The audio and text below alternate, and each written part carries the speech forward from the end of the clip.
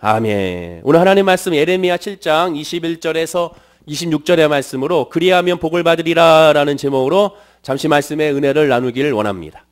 신앙생활에서 우리는 꼭 두 가지를 조심해야 됩니다. 이 두 가지를 조심하지 못하기 때문에 쉽게 이단에 빠질 수가 있고, 이 두 가지를 조심 못하기 때문에 잘못된 교리로 말미암아 잘못된 신앙생활을 함으로 잘못된 결과를 초래하게 되는 겁니다. 따라서 예수님을 믿는 저와 여러분들에게는 이 두 가지는 늘 항상 조심해야 되고 늘 점검해야 됩니다. 그럼 무엇이냐? 첫 번째는 오직 예수 그리스도의 십자가의 은혜로 말미암아 우리가 구원을 받았다는 사실입니다. 우리가 구원을 받은 것은 예수 그리스도로 말미암음이지 다른 어떠한 것도 거기에 첨부될 수가 없고 또한 뺄 수도 없다라는 사실을 확신해야 되는 겁니다. 즉 구원에 다른 것은 포함될 수가 없는 겁니다. 대다수의 이단들의 특징은 뭡니까? 예수 외에 다른 것을 포함합니다. 그래서 이단인 겁니다. 예수님 말이 길이요 진리요 생명인데 예수 외에 다른 것이 필요도 한다면 그것 자체가 바로 잘못된 교리요 이단이 되는 겁니다. 그런데도 불구하고 예수 그리스도 외에 다른 것을 더하려고 합니다. 왜 그렇습니까? 그렇게 해야 이해하기가 쉽고, 그렇게 해야 보여지는 것이 있고, 그렇게 해야 남들에게 뛰어난 신앙의 모습으로 비춰질 수가 있어서 박수받고 종면받기가 쉽기 때문에 그렇습니다. 지금뿐만 아니라 초대교회 당시에도 이단들이 어마어마했습니다. 사도 바울은 그 이단을 경계하기 위하여 서신서를 쓰면서 서신서를 통하여 이단을 경계하라고 또한 잘못된 복음에 대해서 계속 권면하게 됩니다. 대표적으로 사도 바울은 갈라디아서를 통하여 갈라디아 교회를 향하여 예수 그리스도 외에 할례를 포함한 다른 어떠한 구약의 의식을 지켜야 구원이 완성된다는 사실에 대하여 잘못된 것이니 그 복음을 받아들이지 말라고 권면하고 경계합니다. 갈라디아서 1장 6절과 7절에 그리스도의 은혜로 너희를 부르신 이를 이같이 속히 떠나 다른 복음을 따르는 것을 내가 이상하게 여기노라. 다른 복음은 없나니 다만 어떤 사람들이 너희를 교란하여 그리스도의 복음을 변하게 하려 함이라 라고 말합니다. 분명히 말하죠. 다른 복음은 있다 없다. 다른 복음은 없나니 다만 어떤 사람들이 너희를 뭐합니까? 교란하여 미혹하게 하여 그리스도의 복음을 변하게 한다라고 말합니다.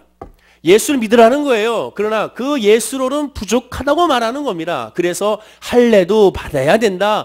율법도 지켜야 구원이 완성이 된다라고 가르치게 되죠. 인간의 이성으로는 그게 맞아 떨어집니다. 왜? 이해하기가 쉽기 때문에. 그러나 믿음은 이해가 아니라고 말씀을 드렸어요. 믿음 자체가 바로 믿음입니다. 바울은 다른 복음이 없다라는 것을 예수 그리스도로 충분한 구원의 은혜임을 이어지는 구절로서 확증합니다. 1장 8절과 9절에도 말합니다. 자, 이 말씀은 한번 읽어볼까요? 시작. 그러나 우리나 혹은 하늘로부터 온 천사라도 우리가 너희에게 전한 복음 외에 다른 복음을 전하면 저주를 받을지어다. 우리가 전에 말하였거니와 내가 지금 다시 말하노니 만일 누구든지 너희가 받은 것 외에 다른 복음을 전하면 저주를 받을지어다. 여기 보십시오. 사도 바울이 얼마나 간절히 외칩니까? 다른 복음을 전하면 저주를 받을지어다. 내가 지금 다시 말하노니 만일 누구든지 너희가 받은 것 외에 예수 외에 다른 복음을 전하면 저주를 받을지어다. 저주를 받을 것이라는 것을 두 번이나 강조하고 있습니다. 다른 복음은 없다라는 거예요. 그러니까 예수로 충분합니다. 예수 외에 다른 것을 덧붙일 수가 없고 덧붙여서도 안 되고 덧붙이는 순간 그것이 바로 잘못된 교리요 이단이 되는 겁니다.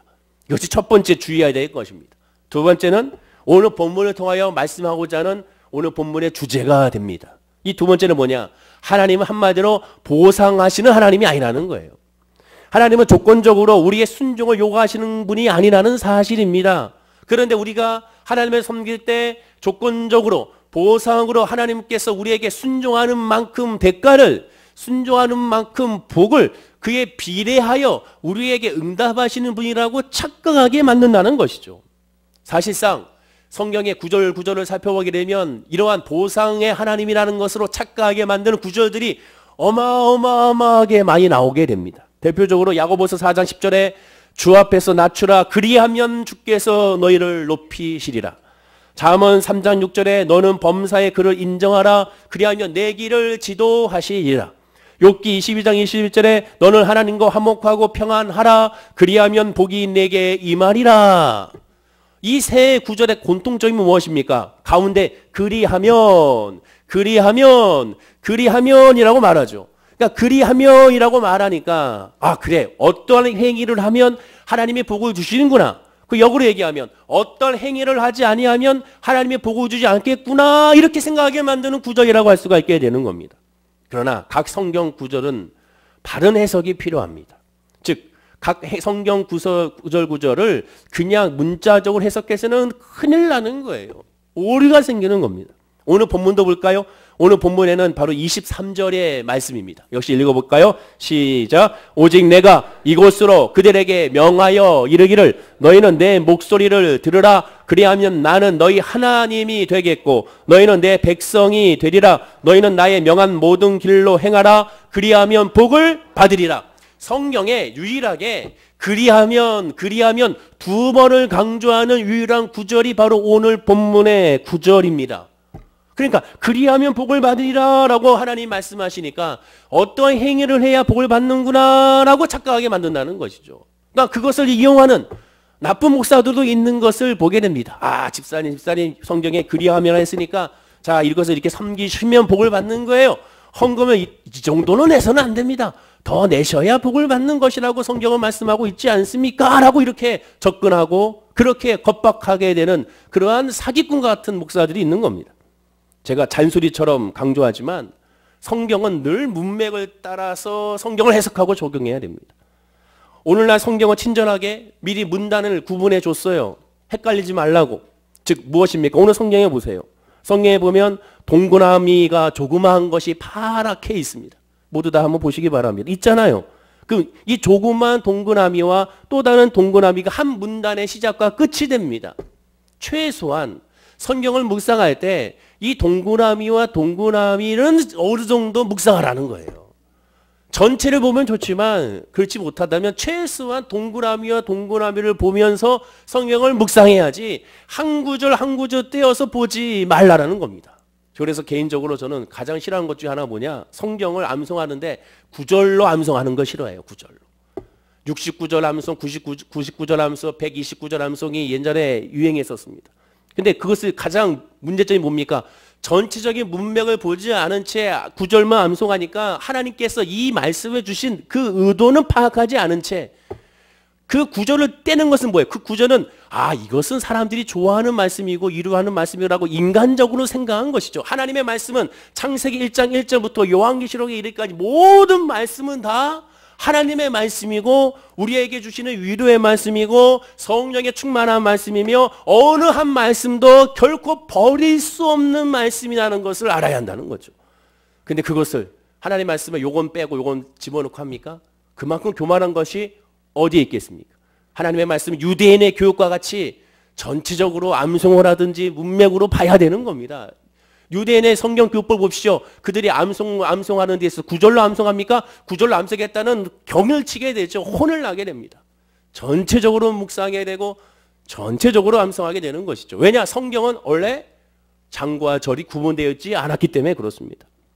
그렇게 볼 때, 이 문단으로 볼 때 최소한의 문단은 동그라미는 어디입니까? 21절이 동그라미 앞에 있고 오늘 본문의 바로까지가 26절까지가 한 문단이 됩니다. 즉 최소한 이 부분은 전체적으로 묵상해야 한다는 거죠.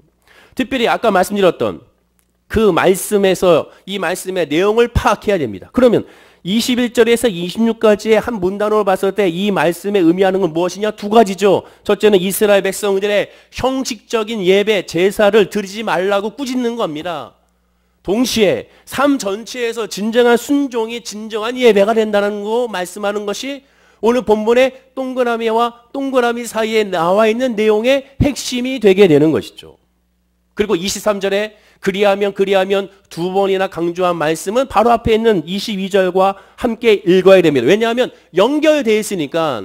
그럼 한번 다 같이 읽어볼까? 22절과 23절입니다. 시작. 사실은 내가 너희 조상들을 애굽 땅에서 인도하여 낸 날에 번제나 희생에 대하여 말하지 아니하며 명령하지 아니하고 오직 내가 이것을 그들에게 명령하여 이르기를 너희는 내 목소리를 들으라. 그리하면 나는 너희 하나님이 되겠고 너희는 내 백성이 되리라. 너희는 내가 명령한 모든 길로 걸어가라. 그리하면 복을 받으리라 하였으나가 뭐예요?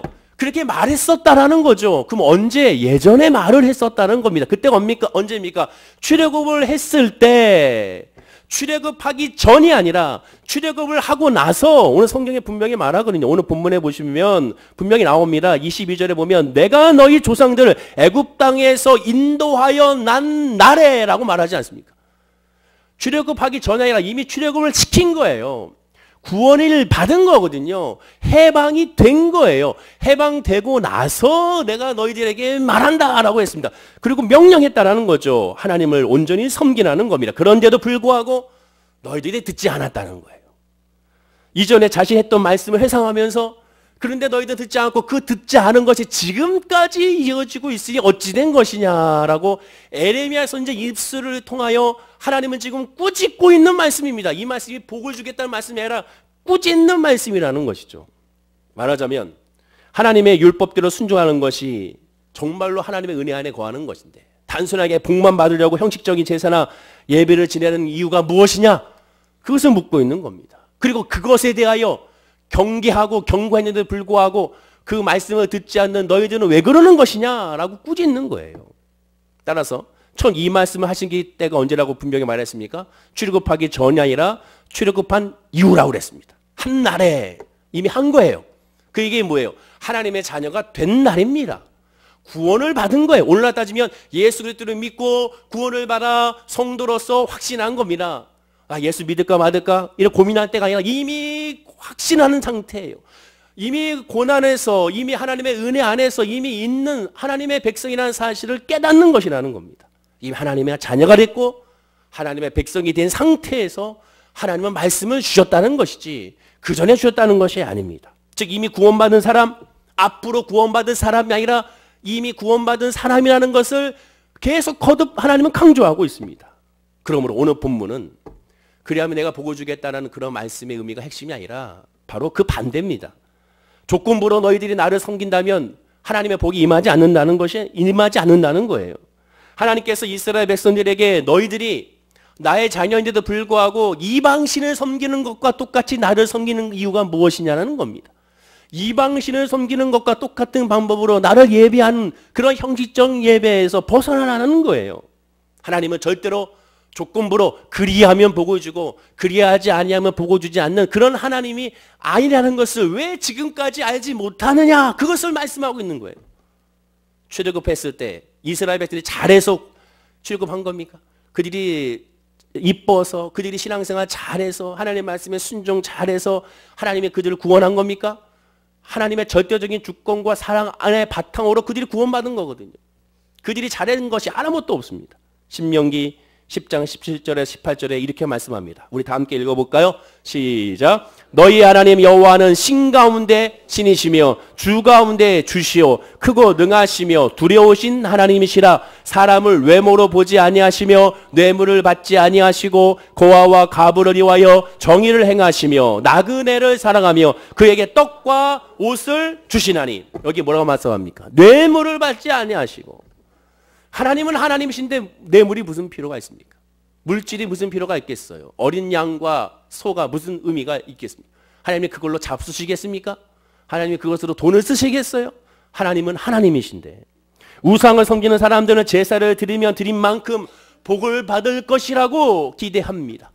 즉각 정성이잖아요. 정성을 드린 만큼 감동해 주셔서 그에 비례하여 복을 준다고 생각하여 오늘날에도 이방의 제사법에는 뭐가 되겠습니까? 다 정성을 드리는 것이죠. 그리고 시간을 드리는 겁니다. 하나님이 형식적 제사를 꾸짖는 것은 성도의 불신정과 불신앙을 탓하는 것입니다.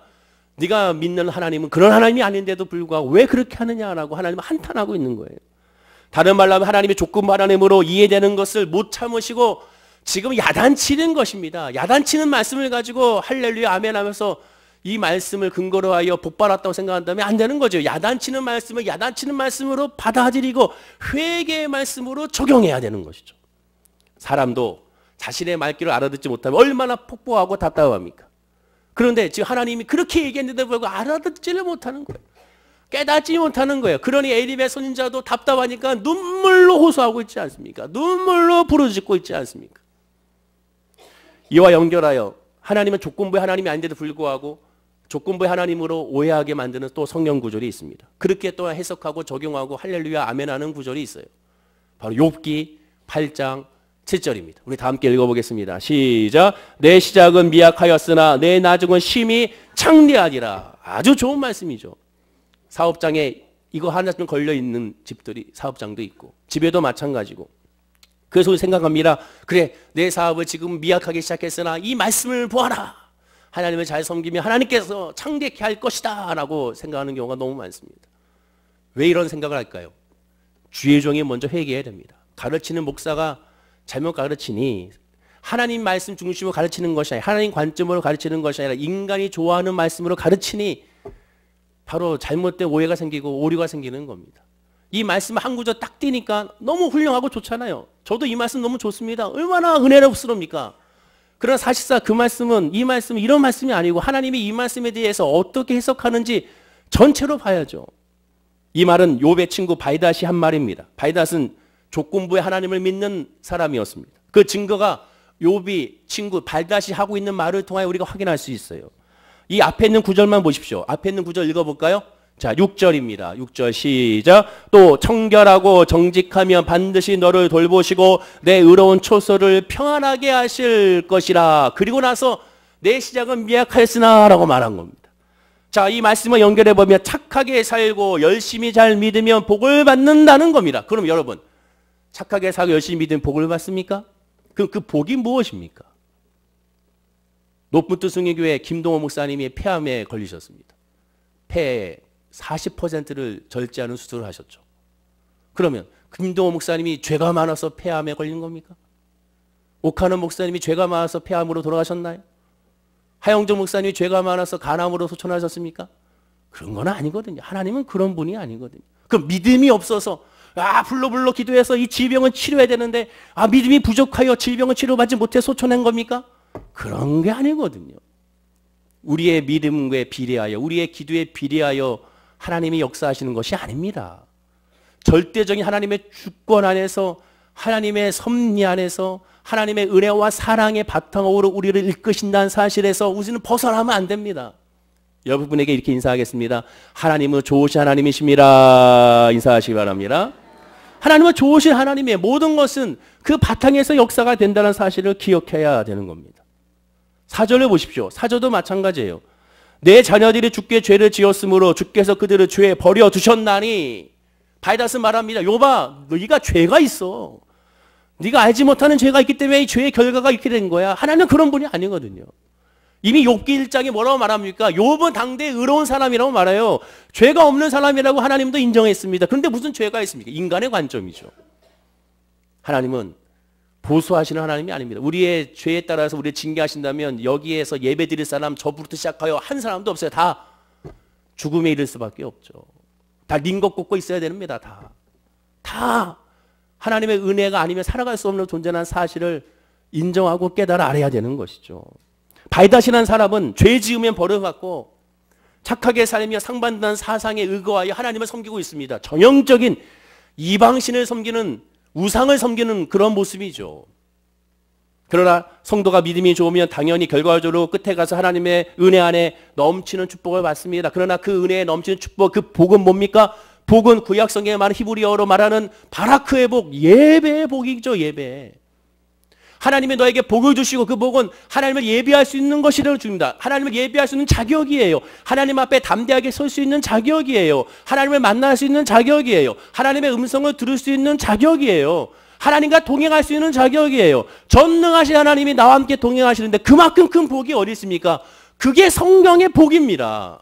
그런데 하나님과 중심으로 있는 복이 우리가 우선순위에 두는 것이 계속 이 세상에 우선순위를 두니 우리가 성경을 해석할 때 그쪽으로 계속 나가니 하나님은 거기에 없고 주만 바라봐야 되는데 주가 바라보는 것이 아니라 여전히 세상만 바라보는 어리석음이 우리에게 있게 되는 거예요. 우리는 성경에 쓰여진 것들을 제대로 하나하나 파악하기 위해서는 정확하게 하나님께서 말씀하실 그 의도를 알아야 되고, 그것을 알기 위해 성령의 감동으로 하나님의 성령의 역사로 깨닫게 해달라고 구하고 간구해야 되는 겁니다. 자, 그러면 궁금해지는 것이 이것이죠. 그럼 왜 하나님은 그리하면 뭐뭐 하리라, 그리하면 뭐뭐 하리라 라고 말씀하신 이유가 무엇일까? 그것을 한번 생각해 봐야 됩니다. 왜 이렇게 말씀하셨을까? 그 이유는 간단합니다. 우리는 인간이기 때문에 그렇습니다. 성경에 말씀하는 것처럼 하나님을 알기 위해서는 하나님의 영이 아니면 하나님의 생각과 하나님의 뜻을 알 수 없다고 말하는 것처럼, 그래서 예수님께서도 예루살렘에 떠나지 말고 성령을 기다리라 라고 말하는 것처럼 그 성령이 너에게 의에 대하여 진리에 대하여 심판에 대하여 책망하시며 동시에 너희 할 말을 가르치신다고 말씀하고 있기 때문에 성령이 아니고서는 절대 우리는 온전히 깨달을 수가 없고 온전히 예비할 수가 없으며 온전히 찬양할 수가 없고 온전히 믿음으로 아멘할 수가 없습니다. 성령이 아니고서는 우리 아무것도 할 수 없음을 깨달아야 되는 거죠. 그 바탕으로 그리하면 뭐뭐 하리라 라고 말씀하신 거예요. 즉 인간이기 때문에 알 수 없으니 우리의 눈높이에 맞춰 주셔서 그 눈높이에 맞게 하나님을 설명해 주고 있는 겁니다. 인간의 지정의 범위 안에서 이해할 수 있는 문법적인 표현법을 사용하여 우리에게 가르치고 있게 되는 거예요. 예를 들어 보면 제가 아이들이 유치원 때 너희들이 아빠의 구두를 닦아주면 내가 1,000원을 주겠다라고 얘기했다고 생각해 보십시오. 얘들아, 아빠의 구두를 닦아주면 내가 1,000원을 줄게 라고 애들한테 말을 해요. 그러면 아빠가 아이에게 구두를 닦게 하는 목적이 무엇이겠습니까? 단순하게 내 구두 내가 닦기 귀찮으니까 애들한테 시켜야지, 그런 마음일까요? 물론 그런 마음도 조금은 있을지 모르겠지만 사실 그 마음이 핵심은 아니지 않습니까? 아이가 1,000원씩 모으게 해서 돈 벌게 하는 목적입니까? 역시 그것도 아닙니다. 목적은 뭡니까? 오직 이 세상에서는 대가 없는 돈은 없고 열심히 일한 다음에야 보상이 따라오며 또 작은 일에도 성실하게 최선을 다해야 하는 것을 가르치기 위하여, 그래서 돈의 물질의 원리를 가르치기 위하여 아이들한테 구두를 닦으면 내가 너한테 1,000원을 줄게 라고 말하는 거예요. 그러면 애들이 구두를 닦았습니다. 근데 열심히 닦았는데 깨끗하지 않으면 돈을 안 줍니까? 그런 아빠가 어디 있습니까? 아빠가 눈으로 봤는데 열심히 닦는데 아이들이 그 닦는 법을 모르니까 닦는다고 닦았지만 열심히 닦았지만 여기저기 묻혀가면서 닦았지만 구두가 깨끗하지 않는다고 해서 돈을 안 줍니까? 1,000원을 그래도 주죠. 아니 열심히 하는 모습이 이뻐서 2,000원도 줄 수가 있습니다. 아니 순간적으로 감동받아서 10,000원을 줄 수도 있는 거죠. 그건 아빠의 마음입니다. 아빠가 주는 것은 그 아이의 모습을 열심을 통하여 그 아이에게 주게 됩니다. 왜 그러면 이렇게 말을 합니까? 그 아이의 수준에 맞춰서 눈높이를 맞춰서 네가 내 구두를 닦아주면 1,000원 줄게 라고 말하는 거예요. 자, 그러면 시간이 지났습니다. 이 아이가 대학생이 됐어요. 대학생이 됐는데 아빠의 구두를 닦고 나서 아빠한테 와서 아빠 내가 구두 닦았으니 1,000원 주세요. 그러면 그 대학생 아들은 제정신입니까? 제정신이 아닙니까? 제정신이 아니에요. 그 말이에요. 아직 깨닫지 못하는 너희들에게 하나님의 은혜를 깨닫지 못하는 눈높이를 낮춰서 말하는 거예요. 그러나 이제는 대학생이 됐어요. 깨달았어요. 내가 아빠를 구두 닦는 이유는 1,000원 벌기 위해서 닦는 것이 아닙니다. 내가 대학생이 됐으니 이제 10,000원 주세요. 그렇게 말하는 아들은 없어요. 아버지의 구두 닦는 것은 사랑해서 아버지의 구두를 닦는 겁니다. 아버지가 좋아서 닦는 거예요. 고생하시는 아버지가 안쓰러워서 닦는 거예요. 아버지의 사랑의 바탕으로 내가 구두를 닦는 것이지 내가 이 구두를 닦아서 돈을 벌어야겠다고 생각하는 대학생 아들은 없습니다. 만약 그런 아들이 있다면 정말 철이 없는 거죠. 바로 그거예요. 하나님을 만나고 하나님의 은혜 아닌 사람은 그리하면 복을 받으리라에 집중하지 않습니다. 왜? 이미 대학생 아들인데요. 내 아버지를 알거든요. 내 아버지를 사랑하거든요. 어릴 때 내가 아니거든요. 아버지의 사랑으로 말미암아 헌신하고 섬기는 것이 기쁘거든요. 때로는 그것으로 말미암아 눈물도 흘리거든요. 왜? 나의 아버지니까. 바로 그겁니다. 어거스틴은 말합니다. 알기 위해 믿는 것이지 믿기 위해 아는 것이 아니라고 말합니다. 이게 기독교예요. 다시 말해서 성경을 열심히 공부하여 깨달아서 구원을 얻는 것이 아닙니다. 오직 하나님의 은혜로 말미암아 성령의 간섭을 우리가 영혼이 거듭나서 그 영혼이 깨어져서 믿음으로 말미암아 하나님을 만나고 그리고 나서 삶이 변화되는 거예요. 삶이 변화돼서 우리의 영이 변화되는 것이 아닙니다. 영이 변화되기 때문에 우리의 삶이 변화가 되는 거예요. 그것이 기독교의 진리입니다. 성도가 되었다는 것은 그 모든 것이 은혜라는 사실을 깨닫는 거예요.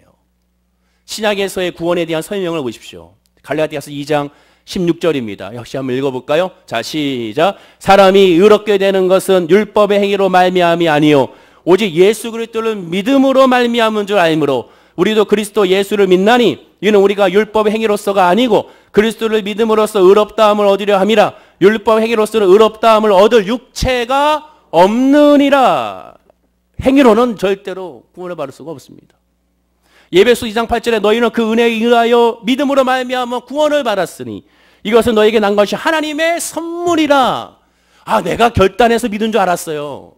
내가 열심히 예배드렸기 때문에 기도했기 때문에 내가 예수를 믿은 줄 알았어요. 근데 하나님의 은혜 안에 들어가 보니까 예수의 믿음 안에 있다 보니까 성령 받으니까 그것조차도 내가 아니요 하나님의 은혜요 선물이라는 사실을 깨닫게 되는 겁니다. 그게 믿음의 사람의 모습이에요. 그게 진짜 성령 충만한 사람의 모습이고 성도의 모습입니다.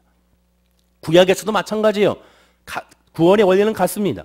이사야 43장 25절에 나 곧 나를 위하여 내 허물을 도말하는 자니 내 죄를 기억하지 아니하리라. 우리의 죄를 기억하지 않는다고 하십니다. 그런데 우리의 죄를 기억하지 않는 이유가 무엇입니까? 우리 때문에?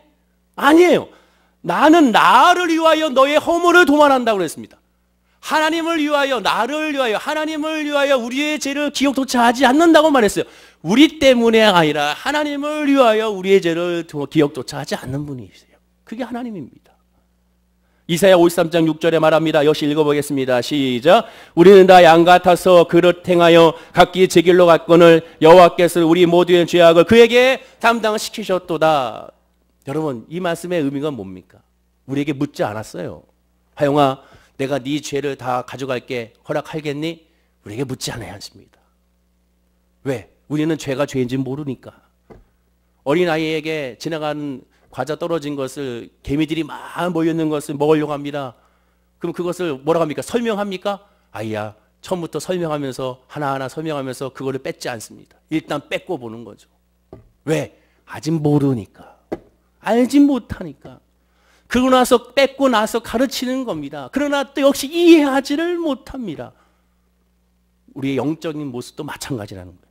이사야 55장 1절입니다. 다 함께 읽어볼까요? 시작. 오라 너희 모든 목마른 자들아 물러 나오라. 돈 없는 자도 오라. 너희는 와서 사 먹되 돈 없이 값없이 와서 포도주와 젖을 사라. 포도주와 젖을 사라고 합니다. 값없이 사라고 말씀하고 있습니다. 이것이 은혜요. 이것이 구원이라고 말씀하고 있습니다. 구원은 무조건 하나님의 은혜요 섭리라는 거예요. 그래서 구원받은 사람은 어떻게 됩니까? 새로운 피조물입니다. 고린도후서 5장 10절에 그런즉 누구든지 그리스도 안에 있으면 새로운 피조물이라. 그리스도 안에 있으면 새로운 피조물이라. 이전 것은 지나갔으니 보라 새 것이 되었도다. 재창조가 아니에요, 여러분. 재자가 들어갈 수 없어요. 그냥 창조입니다. 이전 것은 지나갈 수 없는 거예요. 옛사람은 없어요. 그리고 완전히 창조된 겁니다. 그것을 의미하게 돼요. 이것이 믿음이고 이것이 구원이라고 말씀하고 있는 거예요. 그것이 먼저 시작이 되는 겁니다. 세상 종교의 구원은 인간이 죄악된 행동을 했기 때문에 죄인이라고 봅니다. 그래서 행동을 바로잡는 것이 구원의 핵심이라고 말하죠. 예를 들면 그렇습니다. 어떤 죄를 지으면 야, 네 잘못이 아니야, 네 잘못이 아니야, 네 잘못이 아니야. 이것이 세상의 이치예요. 네 잘못이 아니야. 세상의 심리학의 핵심 뭡니까? 심리학의 핵심은 네 잘못이 아니야로 출발하는 거예요. 네 잘못이 아니야. 네가 어릴 때부터 트라우마가 있었어. 어릴 때부터 부모에게 버려졌기 때문에 그래. 그 모든 것들 해결하지 못했기 때문에 사랑받지 못해서 그래. 이것이 세상적인 이치입니다. 그러나 기독교는 아닙니다. 네 잘못이 아니야가 아니라 네 잘못이야가 기독교예요. 네 죄야. 무슨 소리예요? 나는 내 이 불우했던 환경 때문에 내가 이렇게 된 겁니다. 아니야. 너가 죄인이기 때문에 그런 거야. 그게 바로 기독교예요. 그러니 기독교가 받아들이지 않죠. 누가 좋아합니까? 네가 죄인이라는 사실을 누가 좋아합니까? 그러나 성경은 말하면 네가 죄인이야. 거기서 출발하는 거예요. 인간이 변화되어야 행동이 변화되고 행동이 변화되어야 인간이 변화되는 것이 아닙니다. 따라서 성경에 그리하면 되리라라는 표현은 행위적인 접근이 아니라 아직 주님의 은혜를 깨닫지 못할 때 우리에게 주어진 하나님의 말씀이에요. 성령 거듭나게 되면 깨닫게 됩니다. 아, 이 말씀 바로 그런 말씀이구나. 조건부로 우리에게 주어진 말씀이 아니라 여호와 하나님의 은혜 안에 있기 때문에 하나님으로 말미암아 만족한 삶을 살라는 것을 의미하게 되고, 그리하면 이렇게 되리라, 이 말씀의 그 자체는 하나님의 정말 은혜 안에 있으며 되어진다는 사실을 깨닫게 됩니다.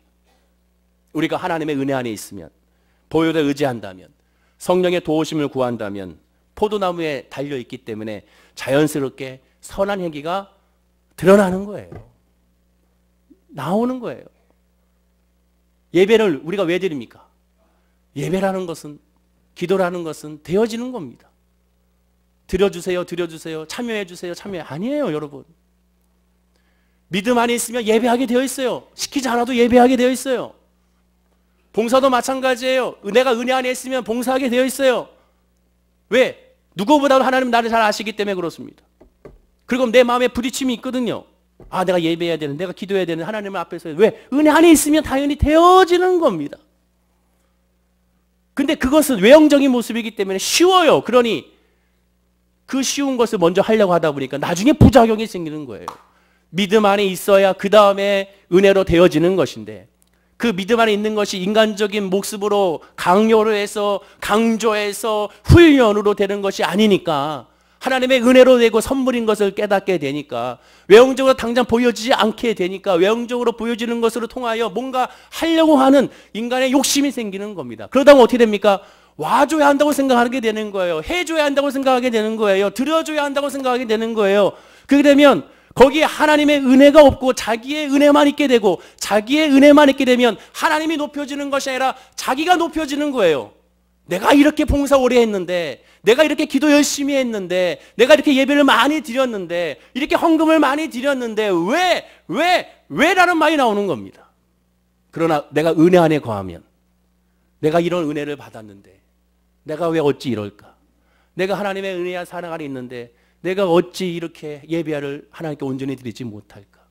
내가 왜 하나님의 말씀을 깨닫지 못할까? 이것에 대한 상한 심령으로 더 주님께 엎드리고 간구하게 되는 겁니다. 우리가 잘 아는 말씀 한번 볼까요? 시편 1편 1절과 3절입니다. 한번 읽어보겠습니다. 시작. 복이 있는 사람은 악인들의 꾀를 따르지 아니하며 죄인들의 길에 서지 아니하며 오만한 자들의 자리에 앉지 아니하고 오직 여호와의 율법을 즐거워하여 그의 율법을 주야로 묵상하는도다. 그는 시냇가에 심은 나무가 철을 따라 열매를 맺으며 그 잎사이가 마르지 아니함 같으니 그가 하는 일이 모두 다 형통하리로다. 자, 우리가 너무 잘 아는 말씀이죠. 너무 모르는 말씀이기도 합니다. 이 말씀이 아까 말씀드렸던 그리하면 복을 받으리라, 이 말씀 의미와 그대로 접목이 됩니다. 어린아이에게 주어진 말씀이 아닌 대학생이 됐을 때 그 의미를 깨닫는 것과 똑같아요. 여기서 많은 사람이 놓치는 건 뭡니까? 복 받은 자는, 복 받을 사람은 어떻게 하느냐, 이 말씀이 아니에요. 복을 받기 위해서는 어떻게 해야 되는다, 이 말씀도 아닙니다.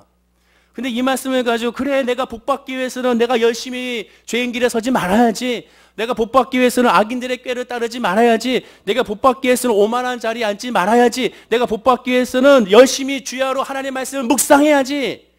그러니까 안 되는 거예요. 그러니까 실패하는 겁니다. 왜? 이미 성경 해석을 잘못하고 있어요.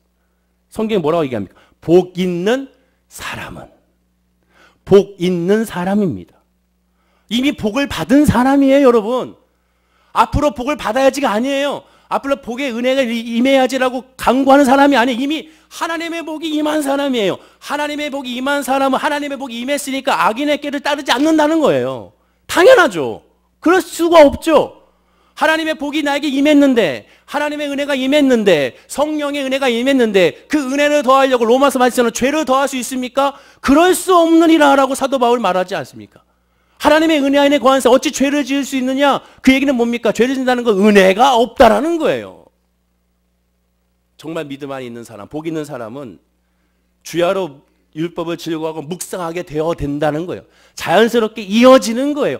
복이 있으니까, 하나님의 믿음 안에 있으니까 말씀에 집중하게 되는 거예요. 복이 있으니까 기도하게 되는 거예요. 복이 있으니까 열심히 찬양하게 되는 거예요. 복이 있으니까 하나님의 복, 즉 예배 복이 있으니까 하나님 앞에 엎드리게 된다는 의미예요. 이것을 설명하기 위하여 그 위에 뭐라고 설명합니까? 그는 이라고 얘기하죠. 그는 시냇가에 심은 나무가 철을 따라 열매를 맺으며 그 잎사귀가 마르지 아니한 같으니 그가 하는 일이 모두 형통하리로다. 이 말은 뭡니까?